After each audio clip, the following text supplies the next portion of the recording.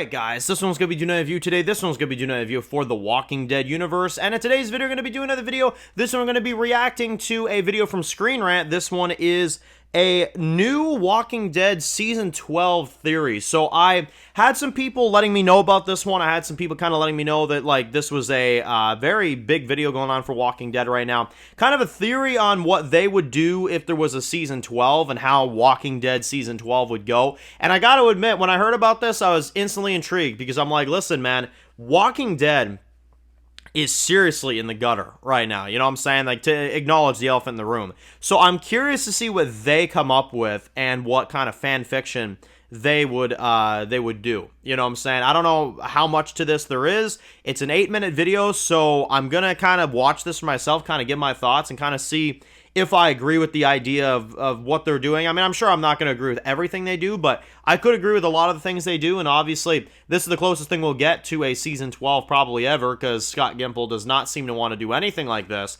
so I'm curious to see what they kind of have for us here. So, let's watch this, and let's give our thoughts. Let's do it. The Walking Dead franchise has always thrived on unpredictable, character-driven narratives and shocking twists. With interconnected stories spanning the original series, lot of spin-offs. Our ScreenRant written Season 12 brings Rick, Michonne, Daryl, Maggie, Negan, and more together. I like the sound of that already, bringing them together, that's what matters. Consequences for everyone. We get to start over. The story begins with a lone scout, one of the Commonwealth's most trusted trackers, returning from a patrol beyond the community's outer limits. Exhausted and wounded, they stumble into Ezekiel's office, reporting on an unnerving sighting of a massive horde exhibiting strange coordinated behavior unlike any they've encountered before. These walkers move with eerie coordination as though an unseen force expanding on that, Governor Ezekiel, who has brought hope and stability to the Commonwealth since taking over from Pamela Milton, calls an emergency meeting with Mercer, Yumiko, and the council. While some argue for fortifying their defenses, others suggest sending out additional scouting parties to confirm the threat. Pragmatic in his leadership, Ezekiel decides to split the difference. He orders Mercer to reinforce the walls and train the militia, while Yumiko organizes in that case neighboring communities for support. Meanwhile, Maggie and Negan are still navigating the aftermath of Dead City in Manhattan. Both have been rocked by what they endured in order to escape the manipulations after of the Dead City. To save Herschel and Maggie, Negan had to convince the Dama that he was still the dark Lucille-wielding tormentor he used to be. He exacted orders that pulled him deeper into his old ways until he could double-cross Dama. How does Dead City connect into this, though? Their fragile partnership is tested when they stumble across a small town that has been completely overrun. At first, it appears to be an ordinary walker attack, but Maggie notices unsettling details such as barricades that have been dismantled from the inside and patterns in the blood smears that suggest tactics. Negan brushes it off as paranoia until they're ambushed by a group of walkers who seem conscious of luring them into a trap. Forced to fight their way out, they barely escape with their lives. For the first time, Negan admits Maggie might be correct and agrees that these walkers seem to have evolved. Interesting. Daryl and Carol are wrapping up their mission to aid a group of survivors in northern France. Okay, so the Daryl show's canon. Their storyline focuses on their determination to return to the United States. Knowing their family needs them, they face countless obstacles. Yeah, they should go back home. Gathering supplies and fending off ordinary walkers and human adversaries. Along the way, Daryl opens up about his fear that the group has drifted apart beyond repair. Carol assures him that their bonds are stronger than he thinks.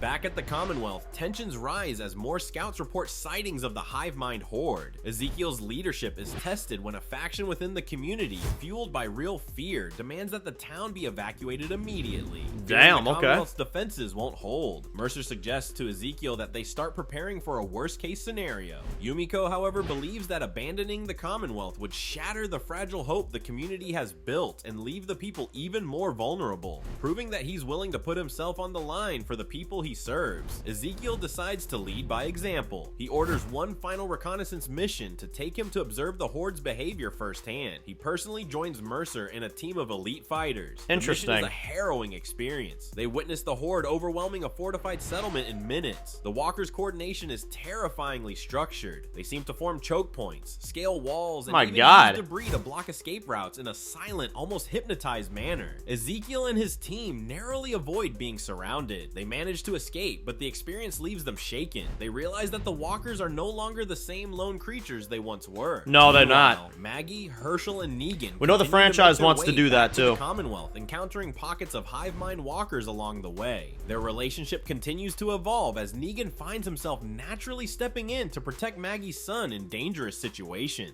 Despite their shared experiences, Maggie struggles to trust Negan fully, and their arguments reveal the lingering scars of their past. Negan, however, surprises her with moments of vulnerability, admitting that he's trying to be the man his wife would have wanted him to be. Daryl and Carol's journey across the so like the Atlantic spin-offs would be a forced thing before you watch season 12. Dangerous storms, and a mutinous crew on the ship they've secured passage on. Their bond deepens as they rely on each other to survive.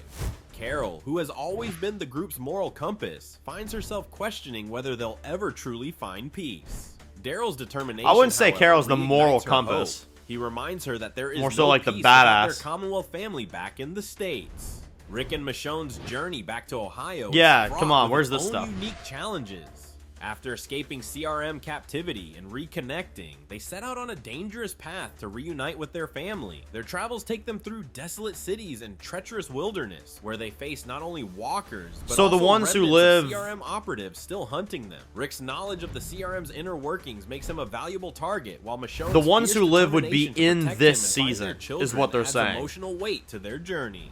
Along the way, Rick wrestles with the guilt of leaving his family behind and the choices he's made to survive. Ever his rock, Michonne reminds him that redemption lies in what they do next. In one poignant moment, they come across an abandoned school filled with drawings left behind by children. The site reminds them of Judith. It's a little and tough to RJ, keep track fueling of. their Like, resolve they're to kind keep of moving. jumping all over the place. Michonne builds Rick's resolve by telling him they must keep fighting for their family. Their journey also forces them to confront their own fears and doubts. In one harrowing encounter, they're surrounded by a group of desperate survivors who blame Rick for the CRM's actions. The confrontation nearly turns deadly, but Michonne's quick thinking diffuses the situation. As they leave, Rick realizes the far-reaching consequences of his involvement with the CRM and vows to make amends. Over in Ohio, Maggie, Herschel, and Negan arrive at the Commonwealth with critical intel about the hive mind walkers. Based on their migratory patterns, it looks as if the walkers are forming some form of army-like horde that looks to be heading straight for the Commonwealth.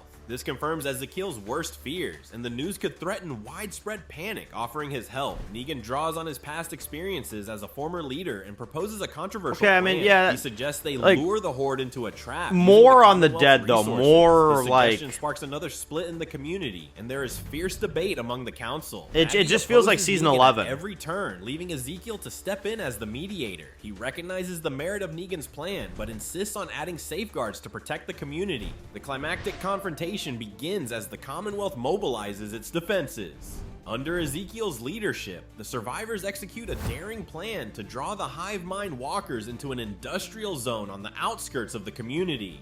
Maggie and Negan lead teams to set up explosives while Mercer organizes the militia to protect the workers.